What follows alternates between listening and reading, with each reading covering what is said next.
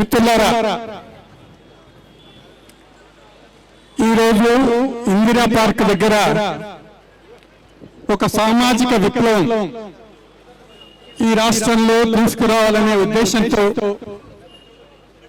ఇక్కడ TRP Teenmar Mallanna, MBT Ahmadullah Khan, అదేవిధంగా అనేక మంది పేరెంట్స్, అనేక ప్రజా సంఘాలు, అనేక బీసీ సంఘాలు ఇక్కడికి వచ్చి మా హక్కులు ఎందుకు ఇంతకాలం పరిరక్షించబడలేదు, ప్రధానంగా విద్యా హక్కు ఎందుకు ఇంతకాలం అమలు చేయటం జరగలేదు అని ప్రశ్నించటం అనేది ఇక్కడి నుంచి ఇప్పుడు స్టార్ట్ అవుతుంది.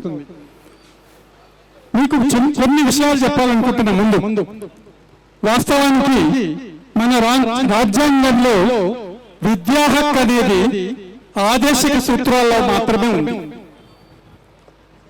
14 సంవత్సరాల పిల్లలకు free education, free and compulsory education ఇవ్వాలన్నారు.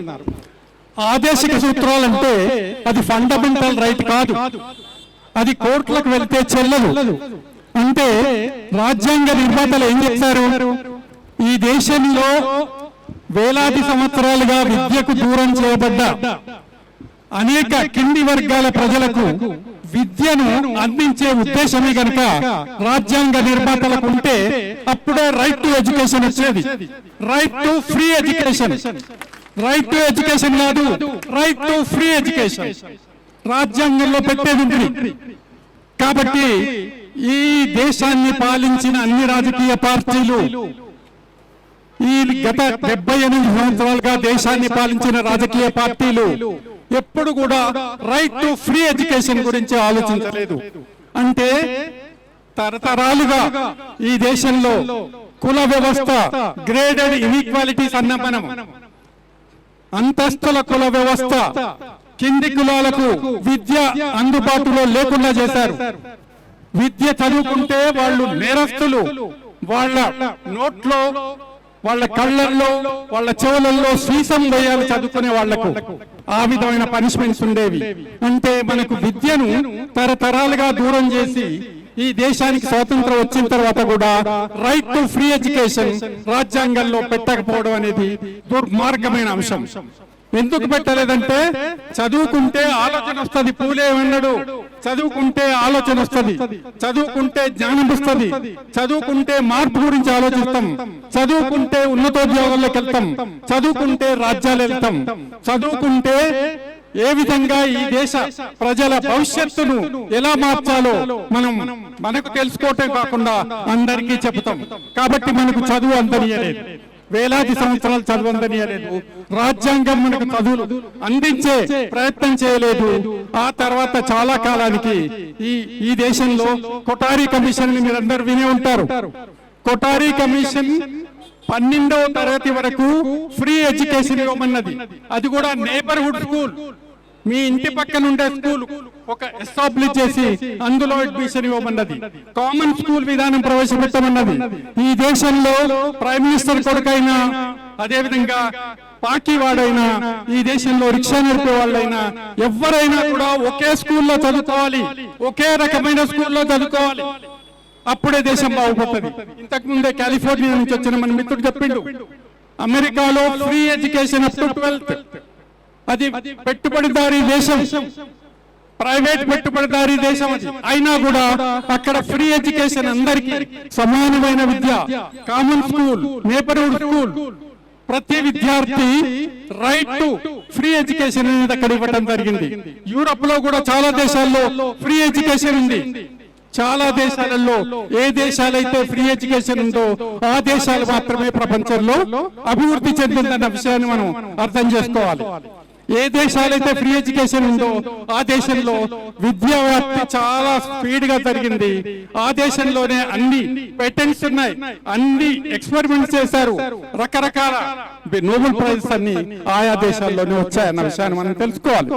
కాబట్టి విద్యను అందనీయకుండా, మనకు అవకాశాలు అందనీయకుండా ఈ పాలకులు మొదటి నుంచి చేస్తూ వచ్చారు, అగ్రకుల పాలకులు. ఎందుకంటే రాజ్యాంగం రాసిన దాంట్లో వాళ్ళే ఉన్నారు, ఆ తర్వాత చట్టాలు చేసింది కూడా వాళ్ళే. అందుకని రైట్ టు ఫ్రీ ఎడ్యుకేషన్ మనకి ఇవ్వలేదు. ఇంకొక విషయం, 2009లో రైట్ టు ఎడ్యుకేషన్ యాక్ట్ వచ్చింది. వాస్తవానికి అది 2002లోనే రైట్ టు ఎడ్యుకేషన్ పెట్టాలని పార్లమెంట్ లో చర్చ జరిగింది. 7 సంవత్సరాల తర్వాత 2009లో అది చట్టం చేయటం 2010 నుంచి అమల్లోకి తీసుకురావటం జరిగింది. అయితే రైట్ టు ఎడ్యుకేషన్ లో ఒక విషయం ఉంది, ఏంటంటే 0 to 6 క్లాస్ వరకు రైట్ టు ఎడ్యుకేషన్ ఆ పిల్లలకు లేదు. చిన్న పిల్లలకు pre school education, free education లేదు. 6 నుంచి 14 ఇయర్స్ వరకు రైట్ టు ఎడ్యుకేషన్ లో 25% ప్రైవేట్ కార్పొరేట్ స్కూళ్లలో కూడా రిజర్వేషన్ ఇవ్వాలని ఒక అంశం ఉంది.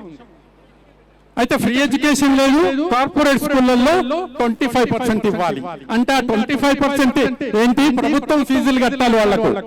ప్రభుత్వం వాళ్ళకి ఫీజులు కడితే ఇక్కడి నుంచి 25% ప్రభుత్వం ఫీజులు చెల్లించే స్థితిలో లేదు, ఫ్రీ ఎడ్యుకేషన్ ఇవ్వట్లేదు. కాబట్టి ఆ విధమైన ప్రపోజల్ అందరూ చేర్చడం జరిగింది. ఇంకొక ముఖ్యమైన విషయం, ఓన్లీ 25% మాత్రమే కాదు, మొత్తం విద్యా వ్యవస్థను సంపూర్ణంగా సంస్కరించే చట్టము ఈ రైట్ టు ఎడ్యుకేషన్. విద్య ఎలా ఉండాలి, ఎలా అందుబాటులో ఉండాలి, విద్య ఏ విధంగా నిపుణులను తయారు చేసే విధంగా విద్యను అందించాలి అనే అన్ని కోణాల్లో అందులో అవకాశాలు క్రియేట్ చేయడం జరిగింది. వాస్తవానికి ఇక్కడ 2 విషయాలు మీరు ప్రధానంగా తెలుసుకోవాలి. విద్య అనేది బిజినెస్ కాదు, విద్య అనేది వ్యాపారం కాదు. రైట్ టు ఎడ్యుకేషన్ యొక్క స్పిరిట్ ఏం చెప్తుందంటే, ప్రైవేట్ అధికారుల చేతుల్లో, ఈ దేశంలో ఎవరి చేతుల్లో విద్యా వ్యవస్థలు ఉన్నాయి? ఈ దేశంలో పాలిటీషియన్స్, మంత్రులు, ఎమ్మెల్యేలు, అదేవిధంగా ఐఏఎస్ ఐపీఎస్ ఆఫీసర్ చేతుల్లో కూడా విద్యా వ్యవస్థలు ఉన్నాయి. వాళ్ళే చట్టాలు చేస్తారు కాబట్టి రైట్ టు ఎడ్యుకేషన్ కానీ, రైట్ టు ఫ్రీ ఎడ్యుకేషన్ కానీ ఈ దేశంలో అమలు కాదు. ఎందుకంటే మీకు ఇంకొక విషయం చెప్పాలి, Telangana education commission fee regulation, ఇక్కడ ఇంకొక ఇంపార్టెంట్ అంశం ఉంది, రెండింటికి దగ్గర సంబంధం ఉంది. Telangana education commission fee regulation చట్టం తీసుకురావాలని, ప్రైవేట్ స్కూల్స్లో ఫీ రెగ్యులేషన్ చట్టం తీసుకురావాలని ఒక డ్రాఫ్ట్ చట్టం తయారు చేసింది ఎడ్యుకేషన్ కమిషన్. అది తెలంగాణ ప్రభుత్వానికి సబ్మిట్ చేస్తే దానిపైన చర్చ జరిగింది.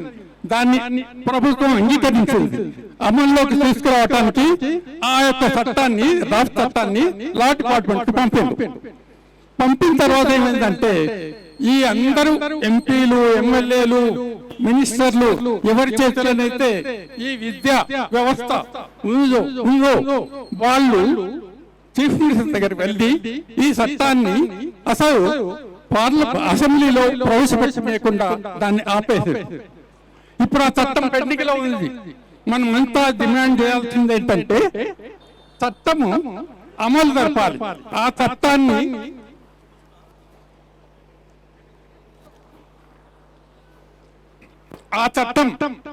పెండింగ్ లో ఉన్న చట్టాన్ని ఇప్పుడు దాన్ని అసెంబ్లీలో పాస్ చేసి దాన్ని అమలు జరిపే విధంగా మనం అంతా డిమాండ్ చేయాలి. ఫీ రెగ్యులేషన్ చట్టం ఉంటే ఈ ఎవరికి వాళ్ళు ఫీ పెంచుకోవడానికి అవకాశం లేదు. రకరకాల ఫీజులు, అసలు ఇంకొక విషయం చెప్పాలి, ఈ దేశంలో ఉన్న రకరకాల స్కూల్స్ ప్రపంచంలో ఎక్కడా లేవు. అసలు ఎన్ని రకాల స్కూల్స్ ఉన్నవి ఇక్కడ ప్రభుత్వాలకు తెలియదు, కేంద్రానికి తెలియదు, రాష్ట్ర ప్రభుత్వాలకు తెలియదు. ఎన్ని రకాల స్కూల్స్ తెలంగాణలో ఉన్నాయో తెలియదు. వాటికి రికగ్నిషన్ ఉందా లేదా తెలియదు. వాటిని ప్రభుత్వం రికగ్నైజ్ చేసిందా లేదా ఎక్కడ రికార్డు లేవు. వాళ్ళు ఎన్ని క్లాసులు నడుపుతున్నారు, ఏం సబ్జెక్ట్ చెప్తున్నారు, అక్కడ టీచర్లకు క్వాలిఫికేషన్స్ ఉన్నాయా లేదా తెలియదు. కానీ వాళ్ళ చేతిలో ఈ విద్యా వ్యవస్థ ఉంది. మీకు తెలుసు, నారాయణ చైతన్య ఈ మధ్య మొత్తం ఫుల్ పేజ్ అడ్వర్టైజ్మెంట్స్ వస్తున్నాయి. నారాయణ చైతన్య మాఫియా గ్యాంగ్స్ అవి, విద్యా మాఫియా గ్యాంగ్స్ అవి. వాళ్ళు మంత్రులను, ఎమ్మెల్యేలను చేతుల్లో పెట్టుకొని వాస్తవానికి వాళ్ళు ఈ చట్టం ఆపే ప్రక్రియల్లో మునుగున్నారు. కాబట్టి రేవంత్ రెడ్డికి మనం చెప్పాల్సింది ఏంటంటే, ఆయనే విద్యా మంత్రి కూడా ఈ చట్టం ఇమ్మీడియట్ గా స్పెషల్ అసెంబ్లీ సెషన్ తీసుకొచ్చి అందులో పాస్ చేయాల్సిన బాధ్యత నీ పైన ఉందని మనం వాళ్ళపై చెప్పాలి. కాబట్టి ఫీ రెగ్యులేషన్ అనేది ఇంపార్టెంట్. 140% ఫీ 140% ఫీని పెంచినట్టు గత 5 సంవత్సరాల్లో మనకు రికార్డ్స్ చెప్తున్నాయి. అంటే ఇష్టమున్నంత ఫీజులు. ఒకసారి ఆ ఫీజుల ఆ ప్రైవేట్ కార్పొరేట్ స్కూల్లో సుడిగుండంలో మిడిల్ క్లాస్ వాళ్ళు, లోవర్ క్లాస్ వాళ్ళు అడుగు పెడితే సుడిగుండంలో చిక్కుకున్నట్టే. ఫ్యామిలీస్ చితికిపోతున్నాయి, అప్పులు చేసుకొని ఆత్మహత్యలు చేసుకుంటున్నారు. ప్రభుత్వాలు చోద్యం చూస్తున్నాయి. ఇవన్నీ ప్రభుత్వాలు ఆత్మహత్యలు చేసుకుంటే చూస్తున్నాయి. కాబట్టి ఫీ రెగ్యులేషన్ చట్టం ఇమీడియట్ గా తీసుకురావాలి. రెండవది రైట్ టు ఎడ్యుకేషన్ చట్టం. రైట్ టు ఎడ్యుకేషన్ చట్టంలో మొత్తం ఎడ్యుకేషన్ రిఫార్మ్స్ సంబంధించిన అనేక అంశాలు ఉన్నాయి. టీచర్ ఏ విధంగా ఉండాలి, ఏ విధంగా పాఠం చెప్పాలి. స్కూల్ ఇంతకుముందు చెప్పారు, స్కూల్ విద్యార్థికి స్కూల్లో పనిష్మెంట్ అనేది ఈ దేశంలో చాలా స్కూల్స్లలో ఇస్తున్నారు. స్కూల్లో చదివే విద్యార్థి తన మెదడు పరిణితి చెందే విధంగా, ఆలోచన పరిణితి చెందే విధంగా, నూతన అన్వేషణ చేసే విధంగా, నూతన ఆలోచనలు వచ్చే విధంగా అతను తీర్చిదిద్దాలి. ఇంతకుముందు కాలిఫోర్నియా ఫ్రెండ్ చెప్పాడు. ఏం చెప్పాడు? అక్కడ స్కూల్ అంటే కేవలం విద్య మాత్రమే నేర్పరు, అక్కడ ఫ్రీ ఎడ్యుకేషన్ మాత్రమే లేదు. అక్కడ చెప్పింది ఏంటంటే విద్యార్థి యొక్క ఎదుగుదలను వాళ్ళు రికార్డ్ చేస్తారు, ప్రోగ్రెస్ రిపోర్ట్ తయారు చేసి పేరెంట్కి ఇస్తారు. ఈ రోజు స్కూల్లో జాయిన్ అయితే స్కూల్లో జాయిన్ అయిన రోజు నుంచి మళ్ళీ ఆ క్లాస్ కంప్లీట్ చేసేంత వరకు ప్రతి స్కూల్ విద్యార్థి ఎదుగుదల రిపోర్ట్ అనేది అక్కడ స్కూల్లో తయారు చేస్తారు. ఆ ఎదుగుదల రిపోర్ట్ అనేది పర్మనెంట్ రికార్డ్ గా ఉంచుతారు. దానిపైన అధ్యయనాలు చేస్తారు. విద్యార్థి మానసికంగా ఏ విధంగా వృద్ధి చెందుతున్నాడో అని తెలుసుకొని దాని ప్రకారం విద్యా వ్యవస్థను తీర్చిదిద్దుతారు. కానీ ఈ దేశంలో రికార్డ్స్ లేవే. ఈ దేశంలో ప్రోగ్రెస్ రిపోర్ట్స్ అంటే మార్క్ రిపోర్ట్స్, మార్కులు ఎన్నో వస్తున్నాయి అన్న రిపోర్ట్ మాత్రమే. ఆ మార్క్స్ ద్వారా ఈ దేశంలో మీకు తెలుసు ఎంసెట్ ఏ విధంగా ఎగ్జామినేషన్స్ చెప్పి అడ్మిషన్స్ ఇస్తున్నారు. ఈ రైట్ టు ఎడ్యుకేషన్ ఇంకొక ముఖ్యం చెప్తుంది, ఎవరికి కూడా పరీక్షలు పెట్టి అడ్మిషన్ ఇవ్వద్దు.